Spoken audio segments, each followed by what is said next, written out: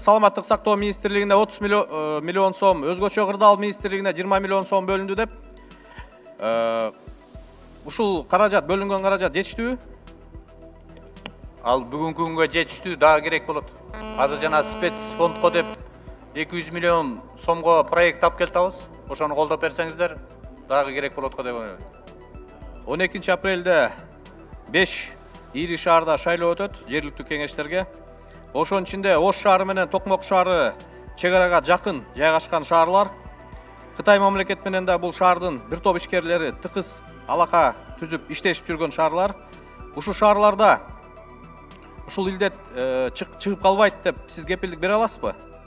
Штабтын жетекчиси катары.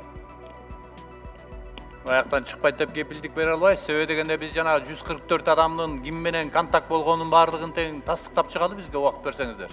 Ноорузда боло турган көкбөрү турниры жылдырылды.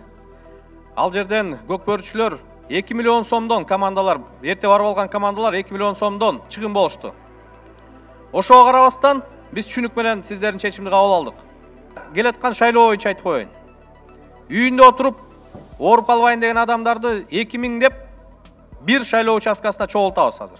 Жугуу орну таратуу боюнча тобокелдиктер өтө чоң да. Ошо боюнча сиздер бир ойлонуп көрсөңүздөр. Анан шайлоого мына карасак 64 миллион сом карап турсуңар. Ушул шайлоого кетире турган анын көрө акчаны ушул илдет менен күрөшүү боюнча жумшасаңар жакшы болмок.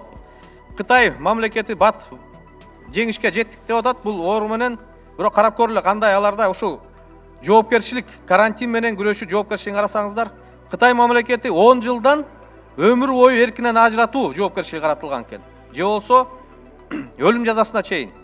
Ушул Италияда мына бүгүн ретке келтире албай атат, эркинен 3 айга чейин ажыратуу жоопкерчилиги каралган экен. Анан ушулдай чоң жоопкерчиликтерди, оор жоопкерчилик каралган мамлекеттер жөнгө сала албай атканда, биз мен ойлойм алдын ала чара көрүү менен гана биз жеңишке жете алабыз.